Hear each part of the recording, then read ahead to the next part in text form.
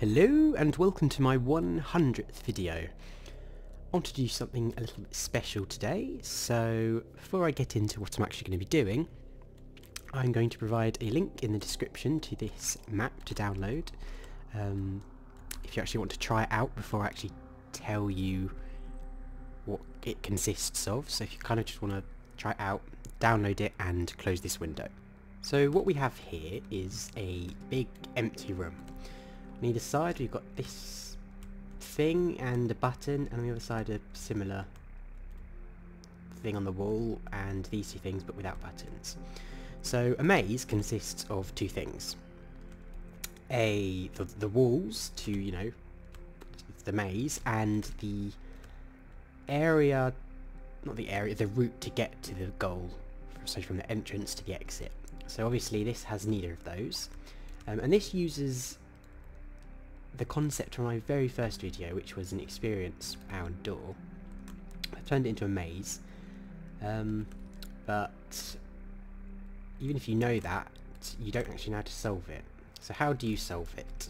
Well, if we go up here, I'm going to speed this up, and I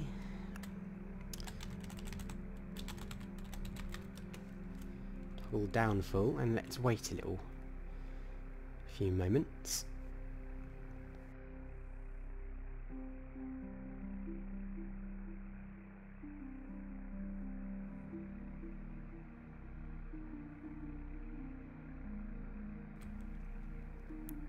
After some time you're going to be presented with a room like this.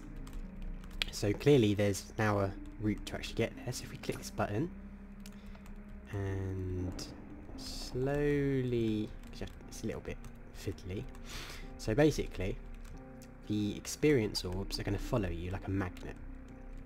So you just guide them underneath the path up until the end. And obviously there's actually two parts to this. There's this one, which is slightly easier, and there's the one on the other side of the room, which is a little bit more challenging because there's a lot more turns.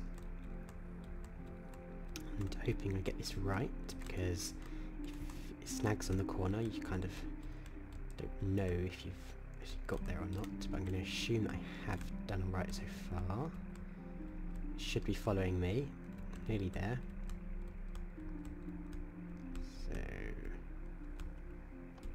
Yeah, you heard that little click, that means that was right, and then you obviously go over here and do the other one, but I sort of did that more for the people who wanted to try this out, who shouldn't still be watching, by the way. I'm sure many people have already figured it out, but in the case that you didn't, I'll explain how this very simple mechanism works. So what you have is an upside down half slab and a regular block. On a regular block, snow can settle. However, on an upside down half slab, snow will not settle. So because of that, you can create these little hidden patterns in the snow. So I used it for a maze, but you could use it for hidden messages or codes or something if you wanted to. And yeah, that's pretty much how that works. If you enjoyed this, please feel free to rate, comment, or even subscribe, and here's for another 100 videos.